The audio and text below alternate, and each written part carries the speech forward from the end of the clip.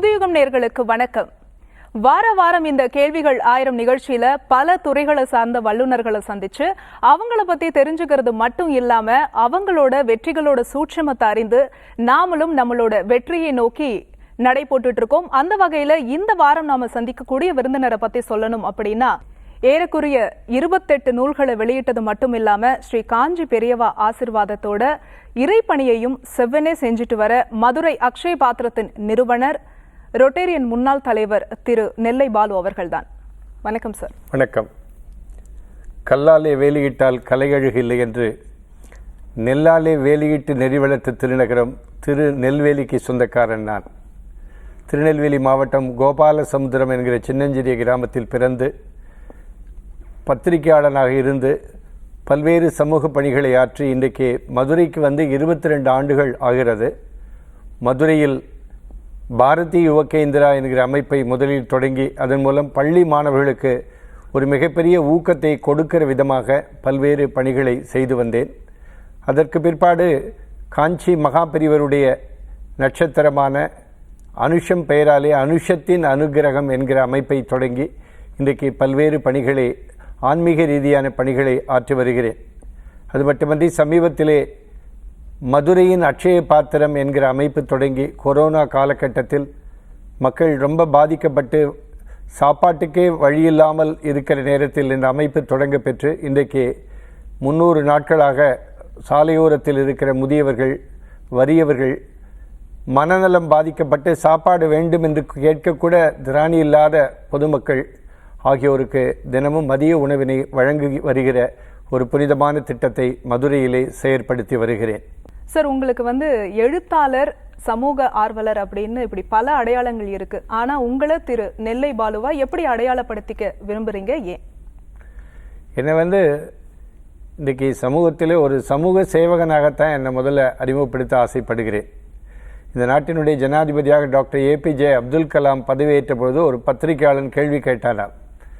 Mister president, are you handsome என்று கேட்ட பொழுது உடனே நம்முடைய APJ டாக்டர் அப்துல் கலாம் அவர்கள் சொன்னாராம், I am not handsome but I will give hand சம்மோன் to help என்று படார் என்று பதில் சொன்னாராம்.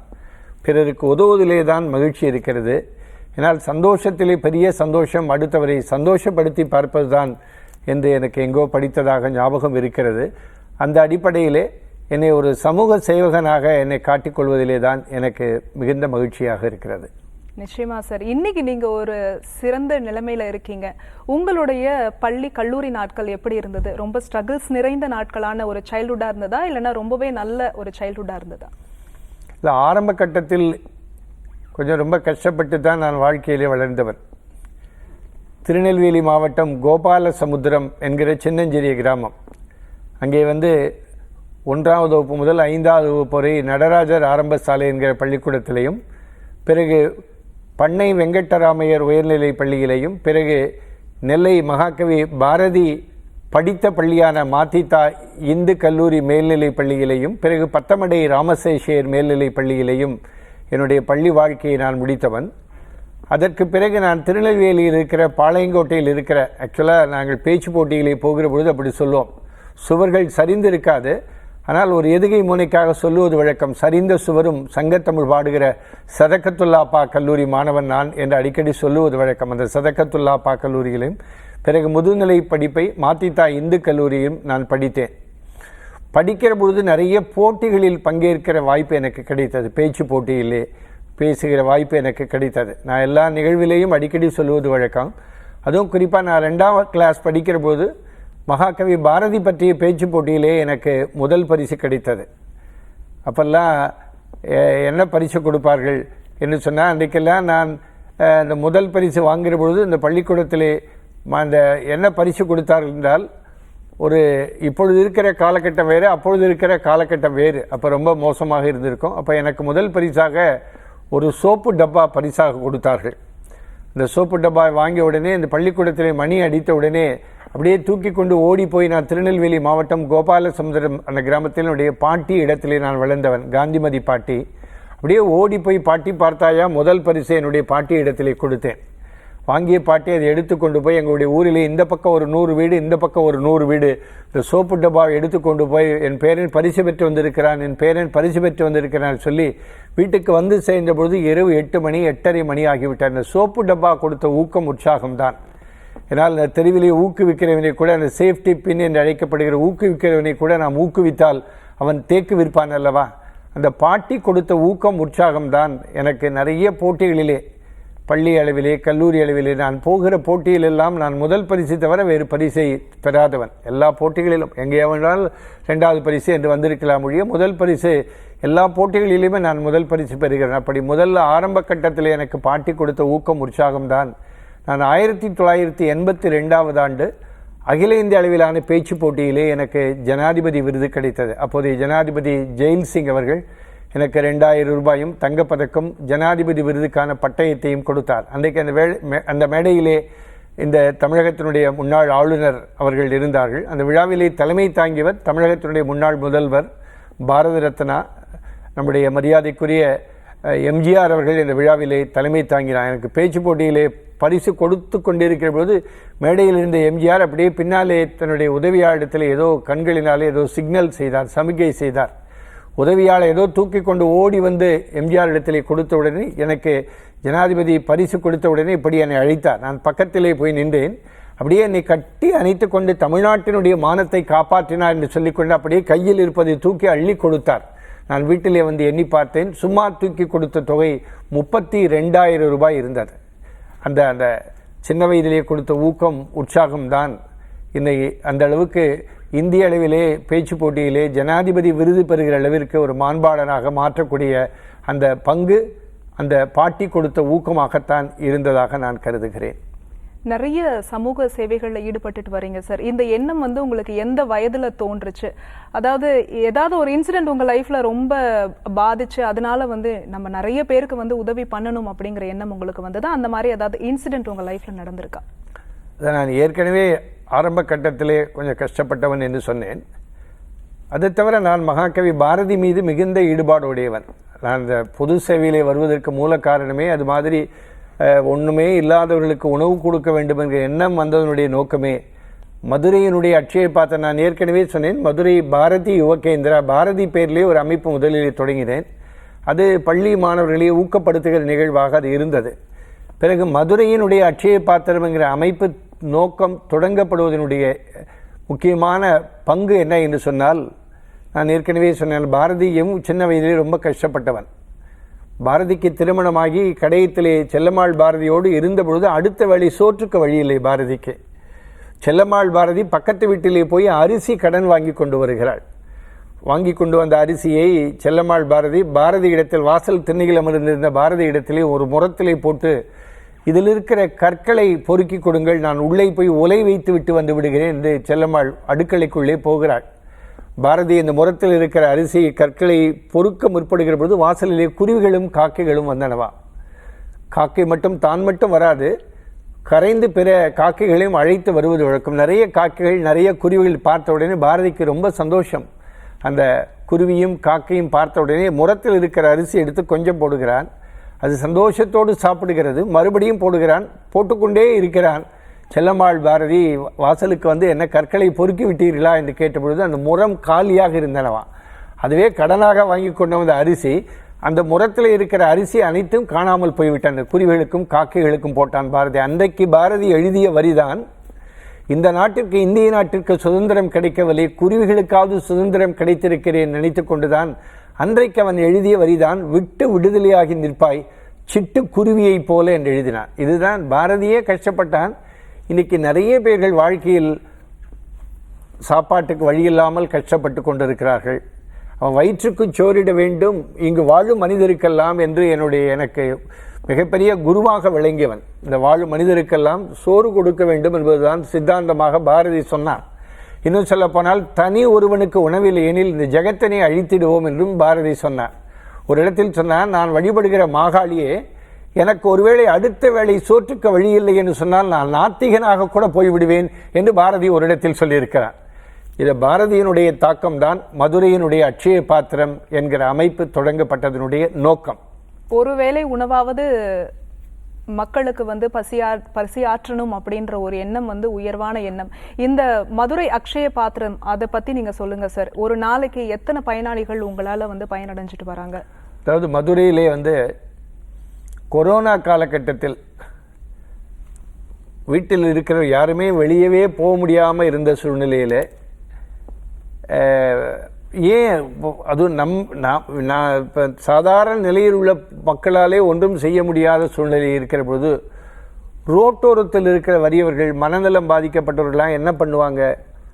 சாப்பாட்டுக்கு எங்கே போய் சாப்பிடுவாங்க? ஹோட்டல்கள் கிடையாது, எதுவுமே கிடையாதுங்கிற நேரத்தில் என்ன செய்வது என்று நினைத்த பொழுதுதான் நான் வந்து ஒரு உணவு கொடுக்க வேண்டும் என்று ஆசைப்பட்டு ஒரு அமைப்பு தொடங்க வேண்டும் என்று ஆசைப்பட்டேன். அதற்கு என்ன பெயர் சூட்டலாம் என்று நினைத்த பொழுது அக்ஷய பாத்திரம் எனக்கு நினைவுக்கு வந்தது. ஏனென்றால் நம்ம தொடங்குகிற அந்த செயல் அக்ஷய பாத்திரமாக வளர வேண்டும் என்பதனாலே, அது மதுரையின் அக்ஷய பாத்திரம் என மதுரையை பேஸ் பண்ணியிருக்கிறதுனாலே மதுரையின் அக்ஷய பாத்திரம் ட்ரஸ்ட் என்று தொடங்க பெற்று முதலிலே அது மதுரையின் அக்ஷய பாத்திரம் என்று தொடங்கினோம். அது ட்ரஸ்டாக பதிவு செய்யப்பெற்று பேன் கார்டு வாங்கி பேங்க் அக்கௌண்ட் ஓப்பன் பண்ணி இப்போ 12A வந்துடுத்து 80Gக்காக வெயிட் பண்ணிக்கிட்டு இருக்கேன். அதன் மூலமாக முதலிலே ஒரு 200 பேர் என்று ஆரம்பித்தேன். அப்படி கொஞ்சம் கொஞ்சமாக மத்தியானம் அவர்களுக்கு உணவு கொடுக்குற போது இருக்கிற சந்தோஷம் இருக்கல்லவா, அது உண்மையிலேயே வாழ்க்கையில் நான் எத்தனையோ சமூக பணிகளை ஆற்றியிருந்தாலும் இந்த சாப்பாடு கொடுக்குற போது அவங்க முகத்தில் இருக்கிற அந்த ஐயோ பசிச்சுட்டு இருந்தது எனக்கு சாப்பாடு கிடைச்சதுன்னு சொல்லக்கூடிய வார்த்தை இருக்கிறல்லவா, அதுக்கு வந்து கோடி ரூபாய் கொடுத்தா கூட அதுக்கான சந்தோஷத்தை விலைக்கு வாங்க முடியாது. அவ்வளோ அற்புதமான அவர்களுக்கு கொடுத்தோம். இன்னும் சொல்லப்போனால் தொடங்கி ஒரு 10-20 நாட்கள் மதுரை இருக்கிற பத்திரிகை நண்பர்கள், தொலைக்காட்சி நண்பர்கள் எல்லாம் எனக்கு ரொம்ப பெரிய சப்போர்ட்டாக இருந்தாங்க. தொடங்கி நான் ஒரு இடத்துல ஒரு வயதான பாட்டி கீழே இருக்கிறாள். கீழே நான் காரை டிரைவ் பண்ணேன், பக்கத்தில் ஒருத்தரை உட்கார வச்சு பேப்பர்லலாம் வச்சு கொடுக்குறதுல ஒரு 500 கிராம்ஸ் பிளாஸ்டிக் டப்பாவில் அது மேலே மதுரையின் அக்ஷய பாத்திரம் என்று அந்த ஸ்டிக்கரும் ஒட்டி, ரொம்ப குவாலிட்டி குவான்டிட்டி ரெண்டுத்துலேயும் சமரசம் செய்யக்கூடாது.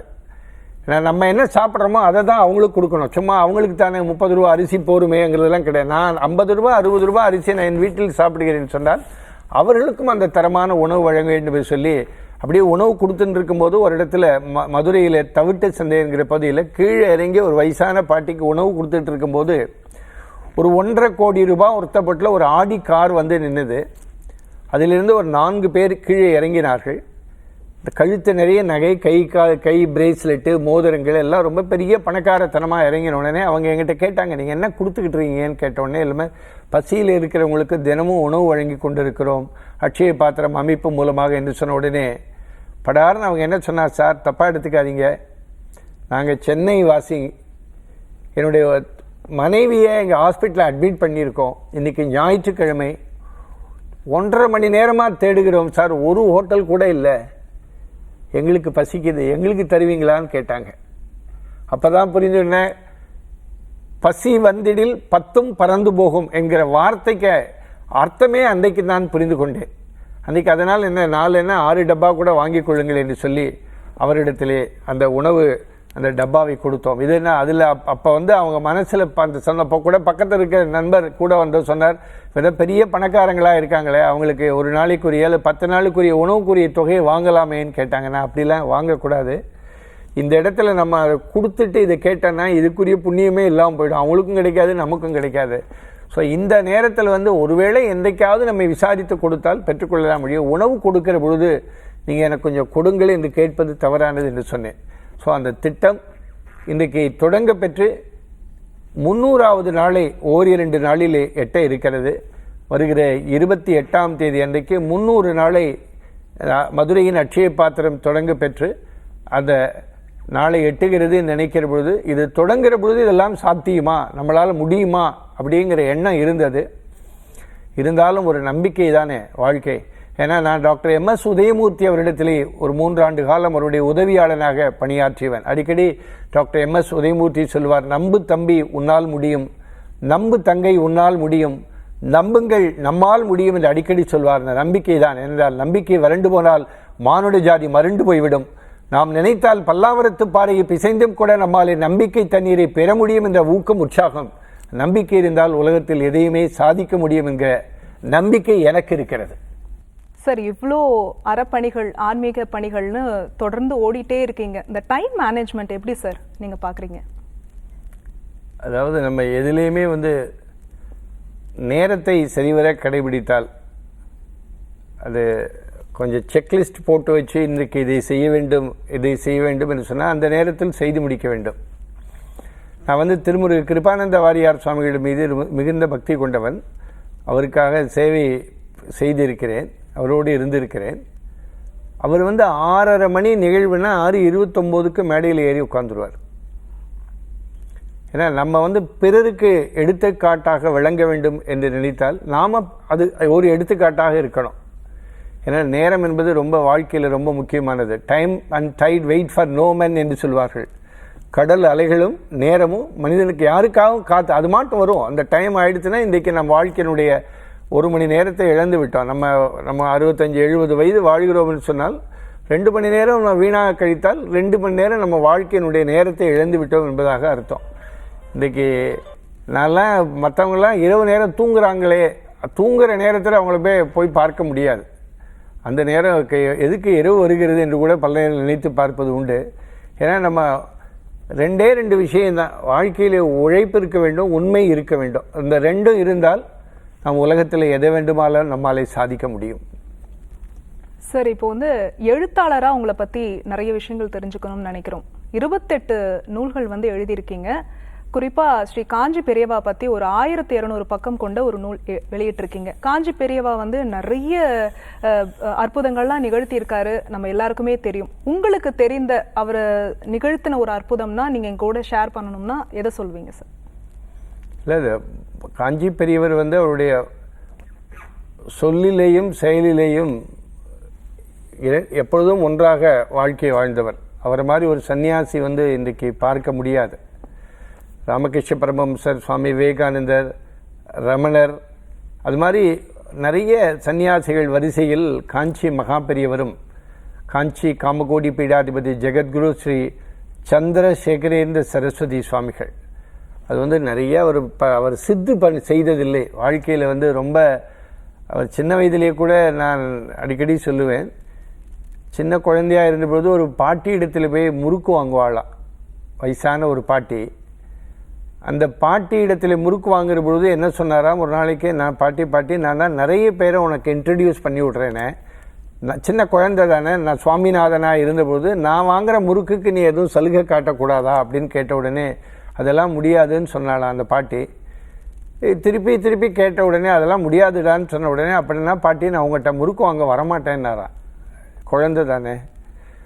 உடனே இந்த பாட்டி சொன்னாலும், நீ என்ன முறுக்கு வாங்க வரலன்னா நான் என்ன உன்னை பூர்ண கும்பம் கொடுத்து வரவேற்பேன்னு நினச்சியா அப்படின்னாலாம். கொஞ்ச நாள் காலங்கள் ஓடுகிறது. பாட்டி இடத்துல முறுக்கு வாங்குவதற்கு அதிலிருந்து சுவாமிநாதன் போகவில்லை. பாட்டிக்கு ஒருவேளை நம்ம சொன்னதுனால தான் வரலையா நினைத்து கொண்டு ஒரு ஆளை அனுப்பி என்ன ஆயிற்று என்று கேட்டபொழுதுதான் பாட்டிக்கு தகவல் வருகிறது, சுவாமிநாதன் காஞ்சி மடத்தினுடைய பீடாதிபதியாக பொறுப்பேற்று விட்டார். 2 வருஷம் கழித்து மறுபடியும் அதே ஊருக்கு சந்திரசேகரேந்திர சரஸ்வதி மகா சுவாமிகளாக மேலதாளங்கள் முழங்க, யானைப்படை குதிரைப்படை, இப்பொழுதெல்லாம் கிடையாது, யானைப்படை குதிரைப்படையோடு அந்த ஊருக்கு நாதஸ்வர இசையோடு வருகிற போது எந்த பாட்டி வந்து உன்னை பூர்ண கும்பம் கொடுத்து வரவேற்பேன்னு நினச்சியான்னு சொன்ன பாட்டி அந்த வீட்டு வாசலில் பூர்ண கும்பத்தோடு நின்னாலாம். அதான். ஆனால் சுவாமிகள் என்ன பண்ணார்னா, வந்துகிட்டே இருக்கும்போது ஒரு 4-5 வீடை ஸ்கிப் பண்ணிவிட்டு அந்த பாட்டி வீட்டு வந்த உடனே பாட்டி வீட்டு வாசலில் வந்து, பாட்டி நான் வரமாட்டேன்னு வந்துட்டேன்னாலாம். உடனே பாட்டி சொன்னாலாம், நான் பூர்ண கும்பம் கொடுத்து வரவேற்பேன்னு நினச்சியான்னு சொன்னேன், தரமாட்டேன்னு சொன்னேன், தந்துட்டேன் அப்படின்னாலாம். அவருடைய வாழ்க்கையில் நிறைய சம்பவங்கள், அதை பற்றி பேசினா இன்றைக்கி வந்து இந்த நம்முடைய மதுரையினுடைய அட்சய பாத்திரத்து ட்ரஸ்டினுடைய நிகழ்வு தான். நம்ம வந்து அவர் மகா பெரியவர் வந்து அன்னதானத்தை வாழ்க்கையிலே பிரதானமாக, எங்கே இருந்தாலும் சரி மனுஷனுக்கு வந்து அன்னதானம், நிறைய பேருக்கு அன்னம் வழங்க வேண்டும், யாரும் பசியோடு இருக்கக்கூடாது என்பதிலே சுவாமிகள் ரொம்ப தீர்க்கமாக இருந்தவர். அதனால் அந்த விஷயத்தை பொறுத்தளவில் அவருடைய அன்னதானம் விஷயமெல்லாம் எனக்கு கொஞ்சம் ஒரு பெரிய எடுத்துக்காட்டாக இந்த நிகழ்வு இருக்கிறது. நம்ம வந்து மதுரை அக்ஷய பாத்திரம் ட்ரஸ்ட் நீங்க வச்சு நடத்திட்டு இருக்கீங்க சார். நீங்க உங்களுடைய இந்த அறப்பணியில உங்களுடைய குடும்பத்தாரோட ஈடுபாடு எந்த அளவுல இருக்கு, அவங்களோட சப்போர்ட்டை பத்தி சொல்லுங்க. இல்லை, பொதுவாக வந்து குடும்ப ஈடுபாடு இருந்தாலும் கூட நான் என்ன முழுக்க எப்பொழுதுமே நான் என் கைகளை நான் நம்புகிறவன். நம்ம எப்பொழுதுமே வாழ்க்கை துணை உதவியாளர் தான் எப்போதுமே இருப்பாங்க. இருந்தாலும் நம்ம செய்கிற செயல் ஒரு செயலை எடுத்து விட்டோம். நான் ஏற்கனவே சொன்னேன் அல்லவா, இந்த செயலை எடுத்தோம், இது தொடர முடியுமா? ஏன்னா ஒரு நாளைக்கு 300 பேருக்கு உணவு வழங்குகிறோம் தினந்தோறும். ஒரு 11:30 மணி ஆயிடுச்சுன்னா என்னுடைய காரை எடுத்துக்கொண்டு போய் பக்கத்தில் ஒரு உட்கார வச்சு என்னுடைய கார் முழுக்க பின்னாடி டப்பா ஃபுல்லாக உணவை வைத்துக்கொண்டு நான் காரை விட்டு கீழே இறங்க மாட்டேன். அப்படியே நான் ட்ரைவ் பண்ணிகிட்டே போவேன். இந்த 300 நாளில் குறைந்தபட்சம் 295 நாள் நானே ட்ரைவ் பண்ணி தான் போயிருக்கிறேன். ஆளை அனுப்பி கொடுக்கறதுலாம் கிடையாது. ஏன்னா நம்மளே நேரடியாக பார்த்து அது உணவு சரியான நபர்களுக்கு போய் சேர வேண்டும். இந்த கொரோனா காலகட்டத்திலாம் பார்த்தீங்கன்னா மதுரை ராஜாஜி பொது மருத்துவமனை வாசலில் நிற்கிறவங்களுக்கு போய் கொடுத்தான்னா இந்த நர்ஸெல்லாம் கையை நீட்டுவாங்க. நான் ஒன்று தான் சொல்லுவேன், கையை யார் நீட்டினாலும் பசி என்று நீட்டி விட்டால் யாராக இருந்தாலும் கொடுத்து விட, பணக்காரனாக இருந்தாலும் கொடுத்துடுன்னு தான் சொல்கிறது வழக்கம். அந்த அடிப்படையிலே தினந்தோறும் ஒரு 300 பேருக்கு அந்த உணவு வழங்கும். அந்த டப்பாவோடு சேர்த்து ஒரு உணவுக்கு 40 ரூபாய் ஆகிறது. 300 டப்பா என்பது 12,000 ரூபாய் ஆகிறது. எனக்கு இந்த ஒரு நாளைக்கு 12,000 ரூபாய்னா 3 இப்போ ஒரு 300 நாள் நியரிங் ஒரு பல லட்சம் ரூபாய் இன்றைக்கு அந்த உணவுக்காக 40 லட்சம் ரூபாய்க்கு மேலே மக்கள்கிட்ட வாங்கி தான் கொடுத்து கொண்டிருக்கிறேன். இந்த காணொளி காட்சியை பார்த்து கொண்டிருக்கிற புதுயுகம் தொலைக்காட்சி நேயர்கள், பொதுமக்களுக்கு ஒரு சின்ன வேண்டுகோள். ஒரு நிகழ்வு ரொம்ப கஷ்டப்பட்டு தான் நடத்தி கொண்டிருக்கிறோம். இது ஒரு தாயினுடைய பிரசவ வேதனையை விட கடுமையான இந்த நிகழ்வு. ஏன்னா நம்ம வெளியில் போகணும். எல்லாரும் என்ன சொன்னாங்கன்னா, எங்களால் பணம் கொடுத்து விட முடியும், தயவுசெய்து நீங்கள் ரோட்டில் போகிறங்க, உங்கள் உயிரை பாதுகாக்காமல் இருங்க, மாஸ்க் போட்டுட்டு போங்க, நீங்கள் ரொம்ப ஜாக்கிரதையாக இருங்கன்னு சொன்னவங்க எனக்கு ஜாஸ்தி. அந்த வார்த்தையெல்லாம் கேட்டு நான் நெகிழ்ந்து போனேன். இருந்தாலும் தெய்வம் துணை நிற்கும் என்கிற நம்பிக்கை எனக்கு இருப்பதனால, பார்த்துருவோம் என்ன ஆகிட போகிறது என்பதனால, எனக்கு அந்த எந்த விதமான சிறு நோய் உபாதை கூட இல்லாமல், அதாவது அந்த 300 நாட்களும் தொடர்ச்சியாக ஒரு சின்ன காய்ச்சல் கூட இல்லாமல், தலைவலி கூட இல்லாமல், ஏனென்றால் ஒரு செயலை நாம் ஆத்மார்த்தமாக செய்கிற பொழுது, அந்த செயல் மிகுந்த ஈடுபாட்டோடு செய்கிற பொழுது, அந்த செயலை ரசித்து செய்கிற பொழுது, அந்த செயலை காதலிக்கிற பொழுது நம்மால் எதையும் சாதிக்க முடியுங்கிற நம்பிக்கை எனக்கு உண்டு. அந்த அடிப்படையில் தான் கேட்குற, தயவு செய்து உங்களால் முடிஞ்ச உதவிகளை, ஏன்னா ஒரு சாப்பாடு என்பது 40 ரூபாய் இருக்குது. நான் என்ன சொல்லுவேன்னா, இது மாதிரி வறியவர்களுக்கு உணவு கொடுப்பது என்பது பித்ருக்களுக்கு, அதாவது மூதாதையர்கள், உங்கள் வீட்டில் யாரேனும் தாய் தந்தைகள் இறந்திருந்தால், தாத்தா பாட்டி இறந்திருந்தால், அவங்களுக்கு திதி கொடுத்த புண்ணியம். யாராவது திதி கொடுக்காட்டா கூட இவர்களுக்கு உணவு கொடுக்கிற பொழுது அந்த திதி கொடுத்த புண்ணியம் உங்களுக்கு கிடைக்கும் என்று தான் சொல்லுகிறேன். நான் ஏற்கனவே என்னுடைய செல்பேசி எண் 9442630815. இது என்னுடைய கூகுள் பே நம்பரும் கூட. இப்பொழுது மதுரையின் அட்சய பாத்திரம் ட்ரஸ்ட் என்ற பெயரிலே கூட அவர்கள் செக் காசோலியாகவோ அல்லது நேரடியாக கூட அதை கொடுக்கலாம். ஸோ ஒவ்வொருத்தரும் தயவு செய்து நீங்கள் உங்கள் குடும்பத்தில் யாரேனும் அப்படி வறியவர்களாக இருந்தால், இப்போ உங்கள் நண்பர்களுக்கு எப்படி உதவுகிறீர்களோ அதுபோல் மதுரையின் அட்சய பாத்திரம் ட்ரஸ்ட் மூலம் ஒரே ஒரு நம்பிக்கை மட்டும் என்னாலே சொல்ல முடியும், நீங்கள் கொடுக்கிற பணம் உரிய முறையிலே அவர்களுக்கு போய் சேரும் என்கிற நம்பிக்கை மட்டும். ஏன்னா என் மீது எனக்கு மதுரையிலே நான் 22 ஆண்டு காலம் பல்வேறு பணிகளை ஆற்றி வருகிறேன். என் மீது நிறைய நம்பிக்கை உண்டு. நெல்லை பாலுவிடத்தில் கொடுத்தால் அது உரிய முறையில் போய் சேர்ந்து விடும் என்கிற நம்பிக்கை எல்லோருக்குமே இருக்கு. அந்த நம்பிக்கையை பெற்றிருக்கிறேன். ஏனென்றால் நம்ம ஒருத்தருடைய பணம் வாங்குற பொழுது இன்னொருவருடைய பணம் என்கிற பயத்தோடு இது உரிய முறையில் அவரிடத்தில் போய் சேர்க்க வேண்டும் என்கிற உணர்வோடு செயலாற்ற வேண்டும்.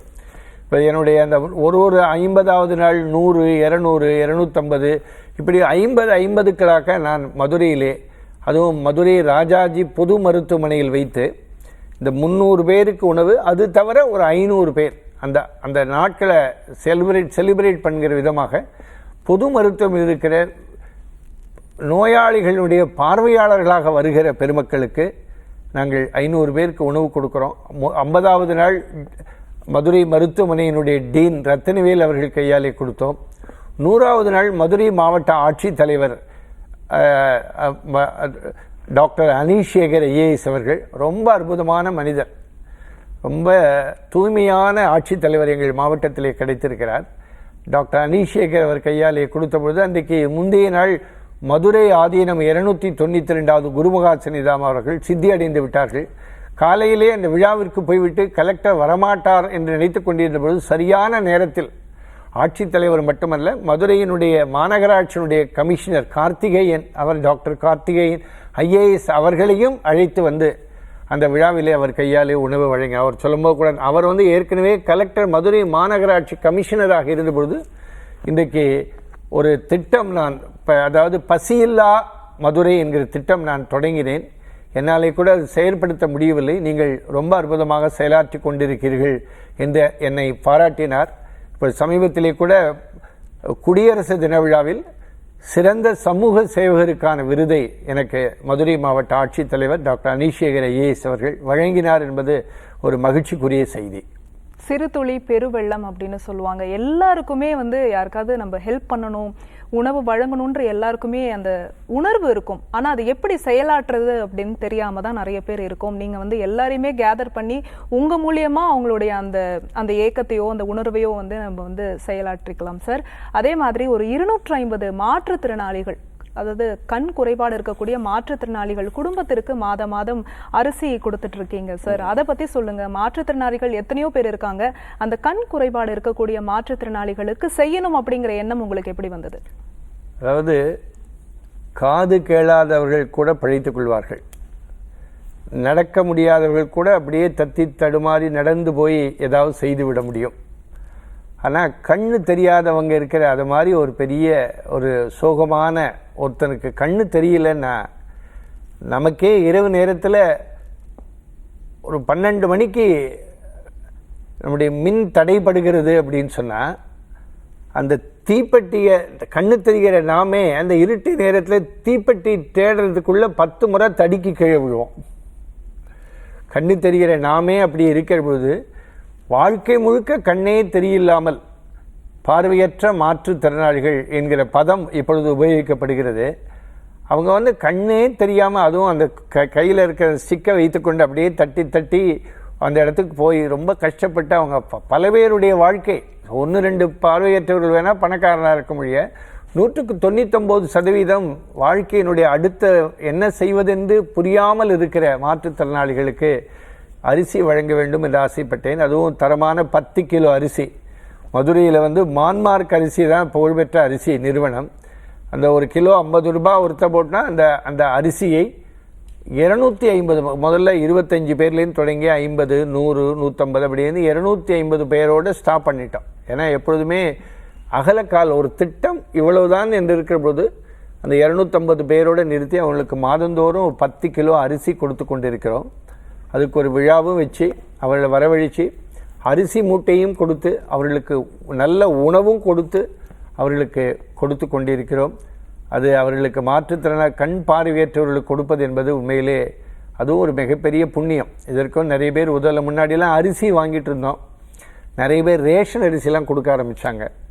அப்படி இல்லை, நம்ம என்ன சாப்பிட்றோமோ அதை கொடுக்கணுங்கிறதுனால அதுவுமே ஒரு குடும்பத்திற்கு ஒரு வருடத்திற்கு 10 கிலோ அரிசி என்பது ஒரு வருடத்திற்கு 8000 ரூபாய் ஆகிறது. இந்த 8000 ரூபாயில் ஒரு பார்வையற்ற குடும்பத்தை தத்தெடுத்து கொண்டு 10 கிலோ அரிசி 12 மாதம், வருடத்துக்கு ஒரு முறை அந்த 8000 உடை, அந்த டோனர்களுக்கும் ஒரு சின்ன ஹானர் அந்த மாதிரியாக வைத்திருக்கிறோம். ஒருத்தருக்கு 8000 ரூபாய் ஆகிறது, அதற்கும் அவர்கள் கொடுக்கலாம். இப்போ நம்ம கொஞ்சம் முழுக்க இந்த ரோட்டோரத்தில் இருக்க வரிகளுக்கு சாப்பாடு அவங்களால அரிசி கொடுத்து சமைக்கணும். ஆனால் இது கண்ணுக்கு நேரம் சமைச்சு அவங்களுக்கு கொடுக்குற போது அதில் இருக்கிற திருப்தி வந்து வேறு எதுலேயுமே இல்லை. ஸோ அது தானத்தில் சிறந்த தானம் அன்னதானம். அதே போல் தானத்தில் சிறந்த தானம் வஸ்திர தானம். உடையும் கொடுத்து அவர்களுக்கு உணவும் கொடுத்து கொண்டிருக்கிறோம்.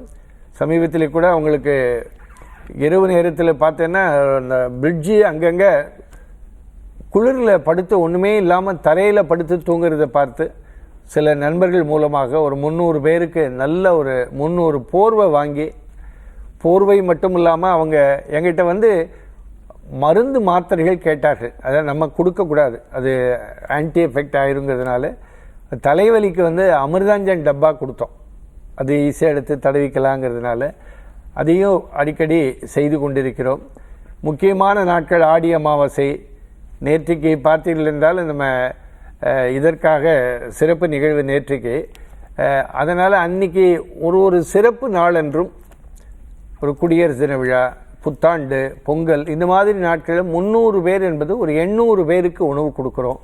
அதுலேயும் குறிப்பாக மதுரை அரசு ராஜாஜி மருத்துவமனையில் தலை காயம் விபத்து பகுதி, இந்த தலையில் அடிபட்டு தன் குழந்தை, அம்மா அப்பா, தாத்தா பாட்டி, தம்பி தங்க பிழைப்பானா அப்படின்னு நினச்சிட்டு நான் கார் எடுத்துகிட்டு ஆஸ்பத்திரிக்கு உள்ளே நுழையிற போது பார்த்தா நிறைய அழுகை சத்தம் தான் கேட்கும். ஏன்னா அவன் இறந்து போயிருப்பான், அந்த பிணம் வந்து கொண்டு இருக்கும். அதுக்கு இடையில் அங்கே இருக்கிறவங்க எல்லாம் ஒரு 100-150 பேர் சாப்பிடணும் கூட மனசு இல்லாமல் பட்டினியோடு உட்காந்துருப்பாங்க. அவங்க கொடுத்தா வாங்க மாட்டாங்க, ஆனால் ஒருத்தர் வாங்கின உடனே மற்றவர்கள் வாங்கி கொள்வார்கள். இப்படியாக அவர்களுக்கும் தினந்தோறும் ஒரு 100 பேருக்கு உணவு வழங்கி கொண்டிருக்கிறோம். இது ஒரு பெரிய பணி. இது ஒரு இமாலய பணி தான். அதை பொதுமக்கள் கண்டிப்பாக உதவுவார்கள் நம்பிக்கை. இதை 300 நாளாக கடந்து விட்டோம். 365 நாள் வந்தால் ஓராண்டு ஆகிறது. இதை நிறைய பேர் எதற்கெல்லாமோ வாழ்க்கையில் செலவழித்து கொண்டிருக்கிறார்கள். ஒவ்வொருவரும் நீங்கள் ஒரு சில நேரங்கள் கூட சொல்வேன், நீங்கள் ஒன்றுமே நிறைய தர வேண்டாம், தினமும் ஒரு 40 ரூபா ஒருத்தர் சாப்பாட்டு கொடுங்கோன்னு கேட்பது வழக்கம். பார்க்கிற நம்ம ஒரு 40 ரூபா கொடுங்க, ஒருத்தர் பசியாரோ என்று சொல்வது வழக்கம். நிறைய பேர்கள் நான் போய் கொடுக்க முடியல பாலு சார், நீங்கள் கொடுக்குறீங்க இந்தாங்க என்ற. உண்மையிலேயே இந்த உலகம் நல்லதை பாராட்டுகிற உலகம். கண்டிப்பாக அதாவது இன்றைக்கி பணம் கொடுக்கலாம் ஆட்கள் தயாராக இருக்காங்க, கொடுத்தா போய் சேருமான்னு பார்க்குறாங்க. ஏன்னா பல பேர்கள் செய்கிற தவறினால நல்ல எங்களை போன்ற ஆட்கள் நடத்தி கொண்டிருக்கும் போது ஒருவேளை இந்த பணம் ஒருவேளை நடத்துகிறவர்களுக்கு போய்விடுமோ என்கிற அச்ச உணர்வும் பொதுமக்களிடத்தில் இருக்கிறது. ஆனால் நிறைய பேர்கள் சந்தோஷத்தோடு இந்த திட்டத்திற்கு உதவி கொண்டிருக்கிறார்கள். இந்த உதவுகிற மனம் இன்னும் நிறைய வர வேண்டும். அப்பொழுதுதான் இந்த திட்டத்தை தொடர்ச்சியாக செயற்படுத்த முடியும். சார், இந்த மதுரை அக்ஷய பாத்திரமோட ஃபியூச்சர் பிளான் என்ன? அடுத்த கட்ட திட்டம் நீங்க என்ன வகுத்து வச்சிருக்கீங்க? மதுரையினுடைய அக்ஷய பாத்திரம் நான் ஏற்கனவே சொன்னது போல தொடங்கி 300 நாள் ஆகியிருக்கிறது. இப்பொழுது மதிய உணவு வழங்கி கொண்டிருக்கிறோம். எனக்கு ரொம்ப ஆசை என்னென்னா, காலை, மதியம், இரவு 3 வேளையுமே அவர்களுக்கு உணவு கொடுக்க வேண்டும் என்கிற ஆசை இருக்கிறது. 1-2 பேர் கூட சொன்னாங்க, பாலு சார் இவங்களுக்கு உணவு கொடுத்து ஏன் அவங்கள சோம்பேறி ஆக்குறீங்கன்னு கேட்டவங்களும் உண்டு என் இடத்துல. ஏன்னா ஒருத்தருக்கு உணவு கொடுப்பதை விட, ஒரு மீன் கொடுப்பதை விட how to catch the fish என்று நீங்கள் செய்யலாமே, அவங்களுக்கு ஏதாவது வேலை வாய்ப்பு இந்த மாதிரி செய்யலாமே என்றெல்லாம் சொன்னார்கள். இவங்களே வழி இல்லாமல் காலத்தை எப்படி போக்குவதுன்னு தெரியாமல் வயதான காலத்தில் ரோட்டில் உட்காந்துருக்குறாங்க.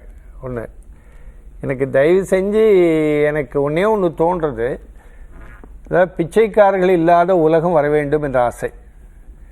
அதுக்கு ஒரு போன அரசாங்கம் அது இல்லமெல்லாம் வைத்தார்கள். சில பேர் இதை உணவும் வாங்கி கொண்டு வெளியிலே போய் பொதுமக்களிடத்தில் தானம் பெறுகிறவர்களும் இருக்கிறார்கள். கொஞ்சம் கை கால்கள் நன்றாக இருந்தால் அப்படியும் சில பேர்கள் இருக்கிறார்கள்.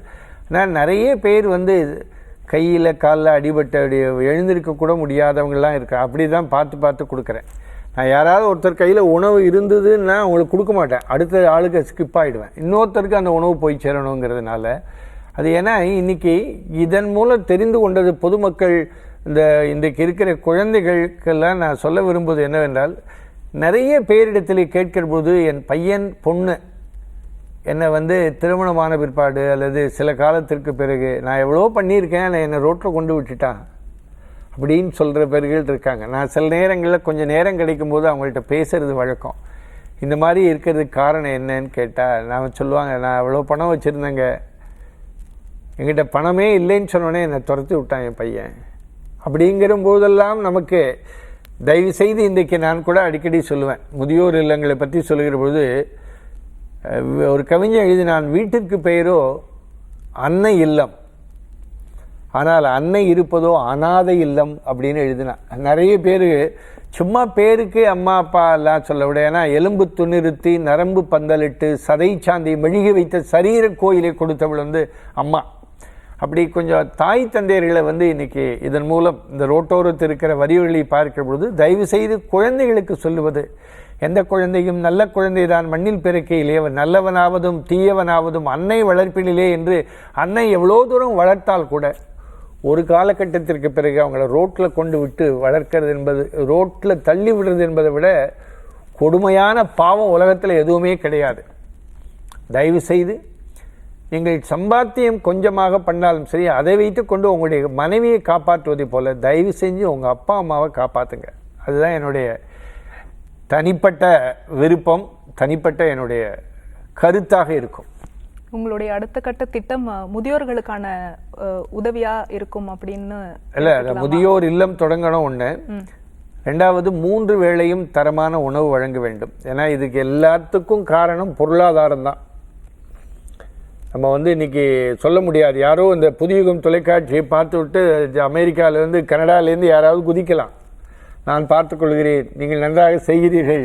ஏன்னா எல்லாருக்கும் உதவுணுங்கிற மனப்பான்மை வரணும். நான் எனக்கு தான் மதுரையினுடைய அட்சய பாத்திரத்துக்கு தான் கொடுக்கணும்னு இல்லை. உங்கள் பக்கத்தில் யாராவது வழி இல்லாதவங்க இருந்தால், நான் உங்கள் வீட்டு பக்கத்து வீட்லேயே உங்கள்கிட்ட நிறைய பணம் இருக்கலாம், பக்கத்து வீட்டு குழந்தை நல்லா படித்தா, ஏன்னா கல்வி தானம் வந்து ரொம்ப பெருசு. அந்த கல்விக்கு அந்த குழந்தைக்கு ஃபீஸ் கட்டலாம். ஏன்னா எத்தனையோ குழந்தைகளுடைய பிஞ்சு குழந்தைகளுடைய வாழ்க்கை வந்து வேலைக்கு போகிறாங்கன்னா எங்கள் அம்மா அப்பாவால் முடியல, ஃபீஸ் கட்ட முடியல அப்படின்னு இருக்கிற காலகட்டத்தில் அரசாங்கம் எத்தனையோ உதவி செய்தாலும் அதையும் தாண்டி ஒவ்வொருவருக்கும் ஒரு சமூக கடமை இருப்பதாக நினைத்து பிறருக்கு உதவ வேண்டும் என்கிற எண்ணம் ஒவ்வொருத்தருடைய மனதிலே வந்தால் இந்த பிச்சைக்காரர்கள் இல்லாத ஒரு உலகம் உருவாக்கப்படும். அவங்கவங்க பக்கத்தில் இருக்கிறவங்களை பாதுகாத்து கொண்டாலே கண்டிப்பாக ஒரு நல்ல சமூகம் வளர முடியும் என்கிற நம்பிக்கை இருக்கு. இயன்றதை செய்வோம் இல்லாதவர்க்கே அப்படின்னு சொல்லுவாங்க. அதைத்தான் சார் நீங்களும் சொல்லியிருக்கீங்க. சாருக்கு கண்ணே கலங்குது. இல்லை, அது வந்து உண்மையா வந்து நீங்க சொல்லும்போது எனக்குமே அது வந்து ஃபீல் ஆச்சு சார். நீங்க சொன்ன மாதிரி பணம் இருக்குன்னும் போது பேரண்ட்ஸை வச்சுக்கிறாங்க, இல்லை அப்படின்னும் போது இந்த மாதிரி இல்லை அது வந்து அந்த குழந்தைகள் வந்து அந்த சின்ன வயதிலேயே பெற்றோர்களும் அது மாதிரி சூழ்நிலை உருவாக்கணும். அது இவங்களை வந்து நம்ம வந்து பின்னாடி எந்த பெற்றோருமே தன்னை வந்து தன் பையன் பொண்ணு பாதுகாக்கணும்னு நினைக்கவே மாட்டான். தன் பையன் நல்லா இருந்தால் போகிறோம், தன் பொண்ணு எங்கேயோ நல்லா இருந்தால் போகிறோம் அப்படின்னு நினைக்கிற உலகம் இது. இது என்னென்னா அவங்கள பார்க்கிற பொழுது நம்ம எரியாமலே ஒரு உணர்வு. ஏன்னா கொடிது வறுமை கொடிதுன்னு அவ்வை பாட்டி சொன்னேன். அதுவும் இளமையில் வறுமை இருக்கிறது அல்லவா. சில பேருக்கு சாப்பாட்டு கூட வழி இல்லாமல் சின்ன குழந்தைகள்லாம் அது சொல்லுவாங்கள்ல, வயிற்றில் ஏதோ துணியை கட்டிக்கிட்டுலாம் இருந்த நாட்கள்லாம் உண்டுன்னு சொல்லுவாங்க. ஸோ அந்த மாதிரி இல்லாமல் இந்த வழியே இல்லாத அந்த ரோட்டோரத்தில் இருக்கிற வரிகளுக்கு பார்த்து கொண்டு இருக்கிறவர்கள் தயவு செய்து எப்பொழுது வேண்டுமானாலும் நீங்கள் மதுரையிலே வந்து பார்க்கலாம். 12 மணி ஆயிடுச்சுன்னா எங்கள் மதுரையின் அட்சய பாத்திரம் டச் ஒரு எம்பளத்தோடு இருக்கிற கார் வந்து மதுரையில் 12லேருந்து 3-3:30 மணி வரைக்கும் எல்லா 10 கிலோமீட்டர் அப்படியே சுற்றி கொண்டே பார்த்து கொடுக்குறோம். ஒரே இடத்துல நின்று கொடுத்தா 5000 டப்பா இருந்தாலும் காணாது. காரில் அப்படியே போய்கிட்டே ஒரு வயசான பாட்டி போயிட்டுருப்பா, சுமக்க முடியாமல். எனக்கு தெரியும் பசியோடு போகிறாளா சாப்பிட்டுட்டு போகிறாளான்னு அந்த மனசை பார்த்தாலே தெரியும். பின்னாடி கார் வந்துக்கிட்டு இருக்கும், ஏதாவது என்னை இடிக்கிறாம, அதையும் தாண்டி பிரேக் அடித்து சும்மா பக்கத்தில் போய் ஜன்னலை திறந்து இந்தாங்க பாட்டி அப்படி என்ன இது அப்படின்னு கேட்பாங்க. இது சாப்பாடு சாப்பிடுங்க அப்படிங்கிற போது ஐயோ பசியோடு இருந்தேன் கொடுத்தீங்க அப்படின்னு சொல்லும் போது இருக்கிறது அல்லவா. எனக்கெல்லாம் ஒரு முறை ஒரு பாட்டி வந்து கொரோனா காலகட்டத்தில் மதுரை காந்தி மியூசியம் பக்கம் ஒரு பாட்டி இடத்தை நிறுத்தி அந்த டப்பாவை கொடுத்த உடனே அது 2-2:30 மணி ஆயிடுச்சு. பசியில் இருந்த உயிர் போகிற மாதிரி இருந்தது. உணவு கொடுத்தீங்கன்னு சொல்லிட்டு இந்த பாட்டி தன் முந்தானையிலேருந்து ஒரு 10 ரூபாய் எடுத்து எனக்கு கொடுத்தா, வச்சுக்கங்க அப்படின்ட்டு. இது எதற்குன்னா இந்த மாதிரி நிகழ்வுகள் நிறைய பேர்கள் இத்தனையோ உலகத்தில் இருக்க தேச தலைவர்கள் எல்லாம் ஆரம்பத்தில் மிகவும் கஷ்டப்பட்டு தான் வளர்ந்துருக்கிறாங்க. நம்ம யாருமே மிகப்பெரிய ஆட்கள் எல்லாம். நான் இன்னைக்கு ஒரு முறை கூட காமராஜர் வந்து தாம்பரத்தில் நம்முடைய இவர் ஜீவாவுடைய வீட்டுக்கு போயிருந்தபோது அடுத்த தெருவில் ஒரு பள்ளிக்கூட திறப்பு விழாவுக்கு ஜீவாட்ட வாங்கன்னு சொன்ன உடனே ஜீவா சொன்னாராம். அவருடைய பையன் செய்தி மக்கள் தொடர்புத்துறை அதிகாரியாக பணியாற்றிய ஜீவா மணிக்குமார் எனக்கு நல்ல பழக்கம். அப்போ உடனே ஜீவா சொன்னால் நீங்கள் போங்க நான் திருப்பி வரேன்னாரா. ஏன்னா அப்போ வந்து ஏன் நான் கொஞ்ச நேரம் கழித்து வந்த உடனே ஏன் நீங்கள் உடனே வரல, என்கிட்ட ஒரு வேஷ்டி தான் இருந்தது காய போட்டிருந்தேன், அது காஞ்ச பிறகு வந்தேன் பாரா. அவ்வளோ மிகப்பெரிய ஒரு தேசத் தலைவர் ஜீவா போன்றவர்கள் எல்லாம் வாழ்ந்த மண் இது. மகாத்மா காந்தியடிகள், இப்போ இந்த தேசத் தலைவர்கள், தேசத்துக்காக உழைத்த பெருமக்கள் எல்லாம் ஏதோ ஒரு ரூபத்தில் கஷ்டப்பட்டிருக்கிறார்கள். நம்ம ஒரு பசி இல்லாத ஒரு மதுரையை உருவாக்க வேண்டும் என ஆசைப்பட்டு இந்த மதுரையின் அட்சய பாத்திரம் ட்ரஸ்ட் நன்கு செயல்பட்டு கொண்டிருக்கிறது. மதுரையின் அட்சய பாத்திரம் ட்ரஸ்ட், மதுரை என்று போட்டால் கூட எனக்கு கடிதம் வந்துவிடும். ஸோ இந்த புதுயுகம் நேயர்கள் கண்டிப்பாக ஒரு நல்ல யுகத்தை படைப்பதற்காக, ஒரு புதிய யுகத்தை படைப்பதற்காக இந்த புதுயுகம் நேயர்கள் கண்டிப்பாக உதவுவார்கள் என்ற நம்பிக்கை எனக்கு நிறையவே இருக்கிறது. நிச்சயம் சார். எத்தனையோ மக்களுக்கு நீங்க உதவி செஞ்சுட்டு வரீங்க, நிறைய பேருக்கு உதவி செஞ்சிருப்பீங்க. இந்த உதவி நான் செய்யும் போது எனக்கு ரொம்பவே அது நெகிழ்ச்சியா இருந்தது. அதனால அவங்க ரொம்ப மகிழ்ச்சி அடைஞ்சாங்க. எல்லாருமே மகிழ்ச்சி அடைவாங்க. அந்த டைம்ல ஆத்ம திருப்திங்கிறது இருக்கும். இருந்தாலும் குறிப்பா இவங்களுக்கு நான் செஞ்சது என் வாழ்க்கையிலேயே நான் ரொம்ப மகிழ்ச்சி அடைந்த தருணம் அப்படின்னா நீங்க எதை சொல்வீங்க? நான் செஞ்சதுன்னு சொல்றதை விட ஒவ்வொருத்தருக்கும் வாழ்க்கையில் ஒரு இன்ஸ்பயர் பண்ண நபர் என்று இருப்பாங்க. ஒவ்வொருத்தருக்கும் இன்னைக்கு என்னை பொறுத்தளவில் நான் இன்றைக்கு இருக்கிற மாணவர்கள், இந்த புதுயுகம் நேயர்கள் எல்லாருக்கும் சொல்கிறது ஒன்று தான். நீங்கள் எல்லாருமே குற்றாலத்தை குளிக்க போகணுன்னு நினைப்போம். வருஷத்தில் ஒரு நாள் குற்றாலத்தில் போய் அப்படி ஜாலியாக குளிச்சுட்டு வரணும்னு நினைக்கிற எண்ணம் எல்லாருக்கும் இருக்கும். அப்படி உங்களுக்கு நீங்கள் குற்றாலத்திற்கு செல்லுவதாக இருந்தால் தயவுசெய்து குற்றாலம் அருகே தென்காசியிலிருந்து சுரண்டை போகிற வழியிலே ஆய்க்குடி என்கிற ஒரு சின்னஞ்சிறிய கிராமம் இருக்கிறது. அந்த ஆய்க்குடி ராமகிருஷ்ணன் என்கிற ஒரு இளைஞன் இருக்கிறார். இளைஞன் இல்லை, பக்கம் வயதிலே ஒரு 60 வயது ஆகிவிட்டது.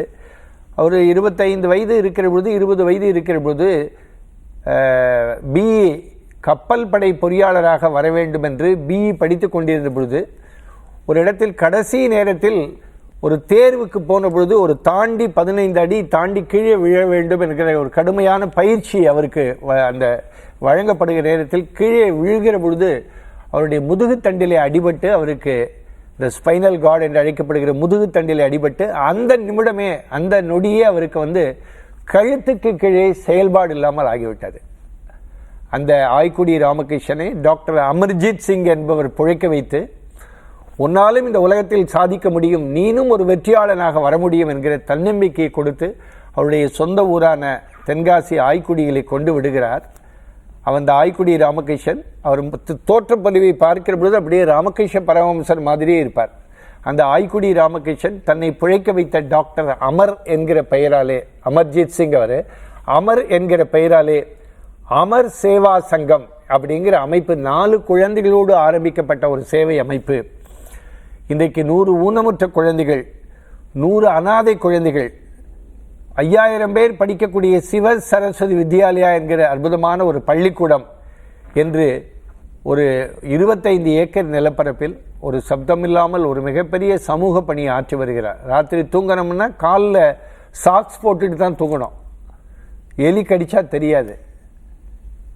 வெயில் காலத்தில் முகத்திலே தண்ணீர் அடித்து கொண்டே இருக்க வேண்டும், ஏன்னா ஃபேஸ் ஸ்வெட் ஆகிடும், அப்படியே ஏதோ மாதிரி ஆகிடும். அப்படிப்பட்ட ராமகிருஷ்ணன் இன்றைக்கு கழுத்துக்கு கீழே செயல்பாடு இல்லாத ராமகிருஷ்ணனாலே இந்த உலகத்தில் சாதிக்க முடிந்தது என்றால் நமக்கு ஆண்டவன் 2 கை 2 கால், நல்ல பார்க்கிற கண்கள், கேட்கிற காது, அது சுவாசிக்கிற மூக்கு, நல்ல சாப்பிடுகிற வாய், இவையெல்லாம் கொடுத்திருக்கிற நல்ல மூளை, இதையெல்லாம் இருக்கிற அவராலே சாதிக்க முடிந்தது என்று சொன்னால் நம்மாலும் சாதிக்க முடியும் என்பதற்கான இலக்கணமாக ஆய்க்குடி ராமகிருஷ்ணன். அவரை தான் அவர் எப்போதுமே என்னுடைய வாழ்க்கையினுடைய முன்னோடியாக நான் கருதி. இப்பொழுது சமீபத்திலே போன மாதம் அவருக்கு இந்திய ஜனாதிபதி அவருடைய திருக்கரங்களினாலே பத்மஸ்ரீ விருது வழங்கப்பட்டு கௌரவிக்கப்பட்டார். உண்மையிலே ஆய்க்குடி ராமகிருஷ்ணன் போல ஒவ்வொருத்தரும் நம்மாலும் எதையும் சாதிக்க முடியும். ஏனென்றால் ஹிரோஷிமா நாகசாகி அழிந்துபட்ட பொழுது ஒவ்வொரு வீட்டு வாசலிலுமே ஒரு ஹைக்கூ கவிதை வரி எழுதியிருந்தார்களாம். If not I then who, if not now then when என்கிற ஹைக்கூ கவிதை வரி, நான் இல்லை என்றால் யார், இப்பொழுது இல்லை என்றால் எப்பொழுது என்கிற ஹைக்கூ கவிதை வரி அந்த நாட்டை இன்றைக்கு ஒரு மிகப்பெரிய வல்லரசு நாடாக இன்றைக்கு உருவாக்கியிருக்க. அதே போல நேயர்களே, நான் இந்த மதுரையினுடைய அட்சய பாத்திர அமைப்புக்காக உதவவில்லை என்று சொன்னால் யார் தான் உதவப் போகிறார்கள்? இப்பொழுதே இந்த காலகட்டத்தில் உதவவில்லை என்று சொன்னால் இனிமேல் நீங்கள் எந்த காலகட்டத்தில் தான் உதவப் போகிறீர்கள் என்பதை உங்களுக்குள்ளே ஒரு தாரக மந்திரமாக எடுத்துக்கொண்டு நீங்கள் செயலாற்றினால் எங்களுக்கு நிறைய பேர் நீங்கள் கொடுக்கிற நிதி நிறைய பேருடைய பசியை போக்கும். எப்படி வள்ளலார் வந்து வாடிய பயிரை கண்டபோதெல்லாம் வாடினேன் என்று சொன்னாரோ, அந்த வாடிய ஏழைகளுக்காக நீங்கள் ஒவ்வொருவரும் உதவ வேண்டும் என்கிற ஒரு மனதுக்குள்ளே ஒரு தன்னம்பிக்கையை நீங்கள் வளர்த்துக்கொண்டு உதவ வேண்டும் என்கிற எண்ணத்தை நீங்கள் எடுத்துக்கொள்ள வேண்டும். நைல் நதி சொன்னது போல ஒரு கவிஞர் எழுதினான், men may come, men may go, but I will go on forever. வருபவர்கள் வரட்டும், போகிறவர்கள் போகட்டும், நான் சென்று கொண்டே இருப்பேன் என்பது போல நெல்லை பாலுவாகிய நான், தருபவர்கள் தரட்டும், தராமல் போகட்டும், தருவார்கள் நம்பிக்கை இருக்கிறது. ஆனால் என் பணிகளில் நான் நைல் நதி சொன்னது போல நான் சென்று கொண்டே இருப்பேன். இந்த பணிகளில் என்னுடைய தொடர்ச்சியான பங்களிப்பு இருந்து கொண்டே இருக்கும். நீங்கள் இது எதுவரை கொடுப்பீர் என்று ஒருவர் கேட்டார். கொரோனா காலத்தோடு முடித்து விடுவீர்களா என்று கேட்டார். என் உயிர் உள்ளவரை செய்வேன், அதுவரை இந்த பணி தொடரும் என்று சொல்லியிருக்கிறேன். காரணம், உங்களை போன்ற நல்ல உள்ளங்கள், இதை பார்த்து கொண்டிருக்கிற நல்ல உள்ளங்களுடைய உதவி இருந்தால் நம்மால் எதையும் சாதிக்க முடியும் என்கிற நம்பிக்கை எனக்கு நிறையவே இருக்கிறது. அருமை சார், அருமை. இவ்வளோ சக்ஸஸ்ஃபுல்லான பர்சனான நீங்கள் இப்போ இருக்கிற யங்ஸ்டர்ஸ்க்கு ஒரு சக்ஸஸ் ஃபார்முலானா என்ன சொல்லுவீங்க? சக்ஸஸ் ஃபார்முலான்னு சொன்னா, உங்களுடைய பெற்றோர்களை பாதுகாத்துக் கொள்ளுங்கள். படிக்கிற காலகட்டத்தில் படிப்பை தவிர வேறு எதிலேயும் உங்களுடைய நாட்டத்தை செலவழிக்காதீர்கள். எல்லாம் உங்கள் அப்பா அம்மா கஷ்டப்பட்டு உங்களை படிக்க வைக்கிறாங்க. தயவு செய்து இந்த நேரத்தில் உங்களுடைய கவனம் முழுக்க சிதறாமல் உங்களுடைய கல்வி ஒன்றே குறிக்கோளாக கண்டு செயலாற்றினால் வருங்காலத்தில் நீங்களும் பெரிய பத்மஸ்ரீக்களாக, பத்ம விபூஷன்களுக்காக, பாரத ரத்னாவாக ஒவ்வொருவரும் செயலாற்ற முடியும். அவங்களுடைய கஷ்டத்தை நினைத்து உங்கள் வாழ்க்கையிலே படிப்பை கண்டிப்பாக செய்தால், நீங்கள் அந்த நோக்கத்திலேயே செயலாற்றினால் கண்டிப்பாக நாமும் ஒரு பெரிய இடத்தில் வர முடியும் என்கிற நம்பிக்கையோடு நீங்கள் படித்தால், நீங்கள் ஒரு புத்தகம் சொன்னதாக தகவல் சொல்வார்கள், என்னை நீ இப்போது இந்த காலகட்டத்தில் நீ என்னை தலைகுனிந்து படித்தால் நாளை நீ தலை நிமிர்ந்து வாழலாம் என்று புத்தகம் சொன்னதாக சொல்வார்கள். ஒரு கேலண்டர் சொன்னதாக ஒரு இடத்தில் படித்தேன். ஒருவன் தேதியை கிழிக்கப் போகிறான், டெய்லி ஷீட் கேலண்டரில். அப்படி கிழிக்கிற பொழுது அந்த கேலண்டர் கொஞ்சம் நில் என்று சொன்னதாம். என்னை ஏன் தடுத்து நிறுத்துகிறாய் என்று சொன்ன பொழுது அந்த கேலண்டர் சொன்னதாம், தேதியை கிழிப்பதற்கு முன்பு சற்று யோசி, நேற்று நீ அப்படி என்ன கிழித்து விட்டாய் என்று சொன்னதாக. அந்த மாதிரி நாம் அந்த மாதிரி கண்ணோட்டத்தில் நாம் என்ன செய்தோம் வாழ்க்கையில்ங்கிற உணர்வோடு இருந்தால் நல்ல புத்தகங்களை தயவு செய்து படியுங்கள். மாணவர்களுக்கு நான் சொல்வது, இளைஞர்களுக்கு சொல்வது, ஏனென்றால் ரோம் நகரம் பற்றி எறிந்த பொழுது யாரோ ஃபிடில் வாசித்தார்கள் என்று சொல்லுவார்கள். யாரோ அல்ல, அந்த நீரோ மன்னன் தான் நேசித்த வாசித்த புத்தகங்களுடைய இருப்பிடத்தை மன மருத்துவ நிலையம் என்று பெயரிட்டு, அதோடு நமக்கு மெடிசினே தேவையில்லை, புத்தகங்கள் படித்தால் அதே வாழ்க்கைக்கான இதுவாக இருக்கும் என்பதை தெரிவித்துக் கொண்டு, இது கொரோனா காலகட்டம், உமைக்கிறான் சமைக்கிறான் என்னெல்லாமோ ஒன்றுமுண்டாக வந்து கொண்டே இருக்கிறது. தயவு செய்து பார்த்து கொண்டிருக்கிற நேயர்கள், நீங்கள் உங்கள் உடலை பாதுகாத்துக் கொள்ளுங்கள், அரசு சொல்கிற விதிமுறைகளை கடைபிடியுங்கள், நல்ல சிந்தனையோடு வாழுங்கள். வருங்காலத்தில் நீங்கள் ஒரு வளமான எதிர்காலத்தை தீர்மானிக்கிற நபராக நீங்கள் ஒவ்வொருவரும் விளங்குவீர்கள். நன்றி, வணக்கம். சார், இவ்வளோ நேரம் உங்களுடைய நிறைவான பதில்களால் என்னுடைய கேள்விகளை அழகாக மாற்றினதுக்கு ரொம்பவே நன்றி சார். உங்களுடைய சமூக பணி மேன்மேலும் தொடரட்டும், அதே மாதிரி உங்களால் பல்லாயிரம் பேர் பலனடையணும் அப்படின்னு புதுயுகம் சார்பாகவும் நம்ம நேர்கள் சார்பாகவும் என்னுடைய சார்பாகவும் உங்களுக்கு நான் நன்றியை தெரிவிச்சுக்கிறேன் சார். கண்டிப்பாக புதுயுகம் என்கிற அற்புதமான ஒரு தொலைக்காட்சி, இன்றைக்கு அந்த புதுயுகம் தொலைக்காட்சி நேயர்கள், புதுயுகம் நிர்வாகத்திற்கு என்னுடைய மனமார்ந்த நன்றியை தெரிவித்துக் கொள்கிறேன். இது மாதிரி நிறைய செயல்கள், நிறைய பேர் உதவுவதற்கு இந்த நிகழ்வு வாய்ப்பாக அமையுமேனால் அதுதான் என்னுடைய பெரும் வெற்றியாக இருக்க முடியும். புதுயுகத்திற்கு என்னுடைய மனமார்ந்த நன்றி, வணக்கம். நன்றி சார். என்ன நேயர்களே, இன்னைக்கு கேள்விகள் 1000 நிகழ்ச்சி உங்களை ரொம்பவே இன்ஸ்பயர் பண்ணியிருக்கோம் அப்படின்னு நம்புறோம். இதே மாதிரி மீண்டும் ஒரு மகத்தான விருந்தினரோட நாங்கள் உங்களை சந்திக்கிறோம். அதுவரை நன்றி, வணக்கம். சார், இந்த மதுரை அக்ஷய பாத்திரமோட ஃபியூச்சர் பிளான் என்ன? அடுத்த கட்ட திட்டம் நீங்க என்ன வகுத்து வச்சிருக்கீங்க? மதுரையினுடைய அக்ஷய பாத்திரம் நான் ஏற்கனவே சொன்னது போல தொடங்கி 300 நாள் ஆகியிருக்கிறது. இப்பொழுது மதிய உணவு வழங்கி கொண்டிருக்கிறோம். எனக்கு ரொம்ப ஆசை என்னென்னா, காலை, மதியம், இரவு 3 வேளையுமே அவர்களுக்கு உணவு கொடுக்க வேண்டும் என்கிற ஆசை இருக்கிறது. 1-2 பேர் கூட சொன்னாங்க, பாலு சார் இவங்களுக்கு உணவு கொடுத்து ஏன் அவங்கள சோம்பேறி ஆக்குறீங்கன்னு கேட்டவங்களும் உண்டு என் இடத்துல. ஏன்னா ஒருத்தருக்கு உணவு கொடுப்பதை விட, ஒரு மீன் கொடுப்பதை விட how to catch the fish என்று நீங்கள் செய்யலாமே, அவங்களுக்கு ஏதாவது வேலை வாய்ப்பு இந்த மாதிரி செய்யலாமே என்றெல்லாம் சொன்னார்கள். இவங்களே வழி இல்லாமல் காலத்தை எப்படி போக்குவதுன்னு தெரியாமல் வயசான காலத்தில் ரோட்டில் வந்து உட்காந்துருக்குறாங்க. ஒன்று எனக்கு தயவு செஞ்சு எனக்கு ஒன்று தோன்றது, அதாவது பிச்சைக்காரர்கள் இல்லாத உலகம் வர வேண்டும் என்ற ஆசை. அதுக்கு ஒரு போன அரசாங்கம் அது இல்லமெல்லாம் வைத்தார்கள். சில பேர் இதை உணவும் வாங்கி கொண்டு வெளியிலே போய் பொதுமக்களிடத்தில் தானம் பெறுகிறவர்களும் இருக்கிறார்கள். கொஞ்சம் கை கால்கள் நன்றாக இருந்தால் அப்படியும் சில பேர்கள் இருக்கிறார்கள். ஆனால் நிறைய பேர் கையில் காலில் அடிபட்டு எழுந்திருக்கக்கூட முடியாதவங்களாம் இருக்காங்க. அப்படி தான் பார்த்து கொடுக்குறேன்.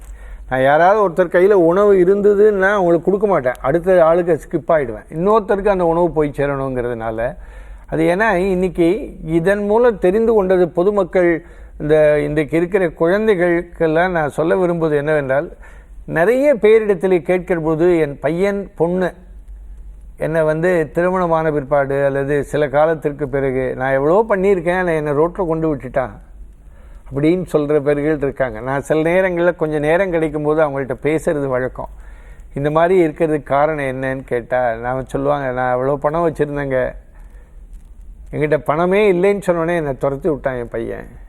அப்படிங்கிற போதெல்லாம் நமக்கு தயவு செய்து இன்றைக்கு நான் கூட அடிக்கடி சொல்லுவேன், முதியோர் இல்லங்களை பற்றி சொல்லுகிற பொழுது ஒரு கவிஞர் எழுதினான், வீட்டிற்கு பெயரோ அன்னை இல்லம், ஆனால் அன்னை இருப்பதோ அனாதை இல்லம் அப்படின்னு எழுதினான். நிறைய பேர் சும்மா பேருக்கு அம்மா அப்பா எல்லாம் சொல்ல விட, ஏன்னா எலும்பு துணிறுத்தி நரம்பு பந்தலிட்டு சதை சாந்தி மெழுகி வைத்த சரீர கோயிலை கொடுத்தவள் அம்மா. அப்படி கொஞ்சம் தாய் தந்தையர்களை இன்றைக்கி இதன் மூலம் இந்த ரோட்டோரத்தில் இருக்கிற வரிவழி பார்க்கிற பொழுது தயவு செய்து குழந்தைகளுக்கு சொல்லுவது, எந்த குழந்தையும் நல்ல குழந்தை தான் மண்ணில் பிறக்கையிலே அவன் நல்லவனாவதும் தீயவனாவதும் அன்னை வளர்ப்பினிலே என்று அன்னை எவ்வளோ தூரம் வளர்த்தால் கூட ஒரு காலகட்டத்திற்கு பிறகு அவங்கள ரோட்டில் கொண்டு விட்டு வளர்க்கிறது என்பது, ரோட்டில் தள்ளி விடுறது என்பதை விட கொடுமையான பாவம் உலகத்தில் எதுவுமே கிடையாது. தயவு செய்து நீங்கள் சம்பாத்தியம் கொஞ்சமாக பண்ணாலும் சரி, அதை வைத்து கொண்டு உங்களுடைய மனைவியை காப்பாற்றுவதை போல தயவு செஞ்சு உங்கள் அப்பா அம்மாவை காப்பாற்றுங்க. அதுதான் என்னுடைய தனிப்பட்ட விருப்பம், தனிப்பட்ட என்னுடைய கருத்தாக இருக்கும். உங்களுடைய அடுத்த கட்ட திட்டம் முதியோர்களுக்கான உதவியா இருக்கும் அப்படின்னு இல்லை, முதியோர் இல்லம் தொடங்கணும் ஒன்று. 2வது 3 வேளையும் தரமான உணவு வழங்க வேண்டும். ஏன்னா இதுக்கு எல்லாத்துக்கும் காரணம் பொருளாதாரம் தான். நம்ம இன்றைக்கி சொல்ல முடியாது, யாரோ இந்த புதியுகம் தொலைக்காட்சியை பார்த்து விட்டு அமெரிக்காவிலேருந்து கனடாலேருந்து யாராவது குதிக்கலாம், நான் பார்த்துக்கொள்கிறேன், நீங்கள் நன்றாக செய்கிறீர்கள். ஏன்னா எல்லாருக்கும் உதவணுங்கிற மனப்பான்மை வரணும். நான் எனக்கு தான் மதுரையினுடைய அட்சய பாத்திரத்துக்கு தான் கொடுக்கணும்னு இல்லை, உங்கள் பக்கத்தில் யாராவது வழி இல்லாதவ இருந்தால், நான் உங்கள் வீட்டு பக்கத்து வீட்லேயே உங்கள்கிட்ட நிறைய பணம் இருக்கலாம், பக்கத்து வீட்டு குழந்தை நல்லா படித்தா, ஏன்னா கல்வி தானம் ரொம்ப பெருசு. அந்த கல்விக்கு அந்த குழந்தைக்கு ஃபீஸ் கட்டலாம். ஏன்னா எத்தனையோ குழந்தைகளுடைய பிஞ்சு குழந்தைகளுடைய வாழ்க்கை வேலைக்கு போகிறாங்கன்னா எங்கள் அம்மா அப்பாவால் முடியல, ஃபீஸ் கட்ட முடியல அப்படின்னு இருக்கிற காலகட்டத்தில் அரசாங்கம் எத்தனையோ உதவி செய்தாலும் அதையும் தாண்டி ஒவ்வொருவருக்கும் ஒரு சமூக கடமை இருப்பதாக நினைத்து பிறருக்கு உதவ வேண்டும் என்கிற எண்ணம் ஒவ்வொருத்தருடைய மனதிலே வந்தால் இந்த பிச்சைக்காரர்கள் இல்லாத ஒரு உலகம் உருவாக்கப்படும்.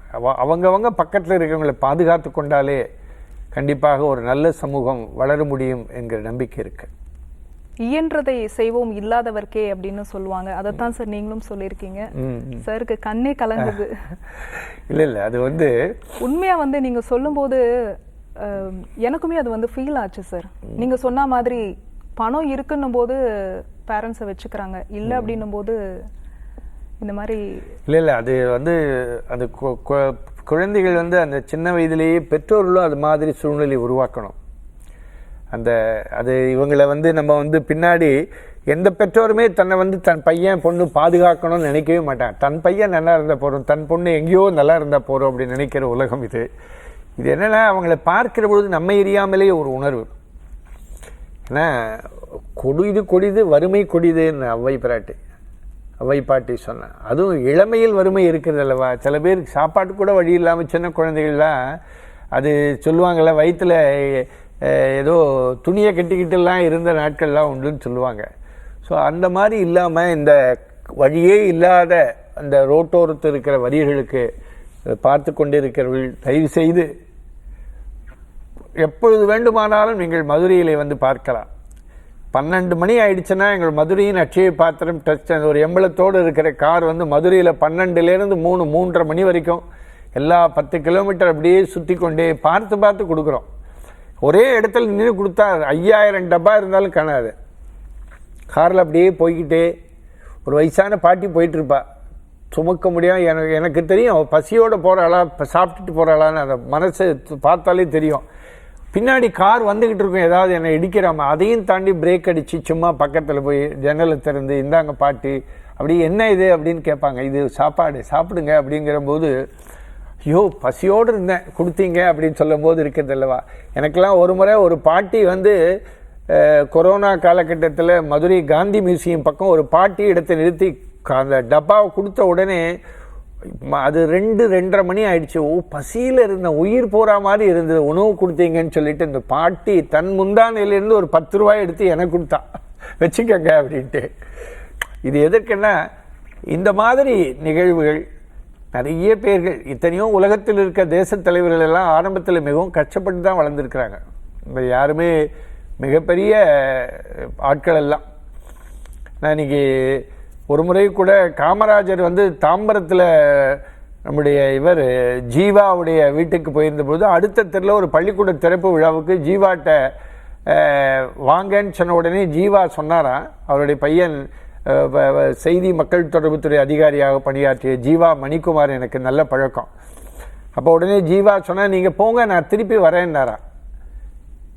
ஏன்னா அப்போ வந்து ஏன் நான் கொஞ்ச நேரம் கழித்து வந்த உடனே ஏன் நீங்கள் உடனே வரல, என்கிட்ட ஒரு வேஷ்டி தான் இருந்தது காய போட்டிருந்தேன், அது காஞ்ச பிறகு வந்தேன் பாரா. அவ்வளோ மிகப்பெரிய ஒரு தேசத் தலைவர் ஜீவா போன்றவர்கள் எல்லாம் வாழ்ந்த மண் இது. மகாத்மா காந்தியடிகள், இப்போ இந்த தேசத் தலைவர்கள், தேசத்துக்காக உழைத்த பெருமக்கள் எல்லாம் ஏதோ ஒரு ரூபத்தில் கஷ்டப்பட்டிருக்கிறார்கள். நம்ம வந்து ஒரு பசி இல்லாத ஒரு மதுரையை உருவாக்க வேண்டும் என ஆசைப்பட்டு இந்த மதுரையின் அட்சய பாத்திரம் ட்ரஸ்ட் நன்கு செயல்பட்டு கொண்டிருக்கிறது. மதுரையின் அட்சய பாத்திரம் ட்ரஸ்ட் மதுரை என்று போட்டால் கூட எனக்கு கடிதம் வந்துவிடும். ஸோ இந்த புதுயுகம் நேயர்கள் கண்டிப்பாக ஒரு நல்ல யுகத்தை படைப்பதற்காக, ஒரு புதிய யுகத்தை படைப்பதற்காக இந்த புதுயுகம் நேயர்கள் கண்டிப்பாக உதவுவார்கள் என்ற நம்பிக்கை எனக்கு நிறையவே இருக்கிறது. நிச்சயமா சார், ரொம்பவே உணர்ச்சிகரமா போயிட்டு இருக்கு சார். நம்ம தொடர்ந்து பேசலாம். நேயர்களே, இப்போ கேள்விகள் 1000ல ஒரு சின்ன இடைவெளி எடுத்துக்கலாம்.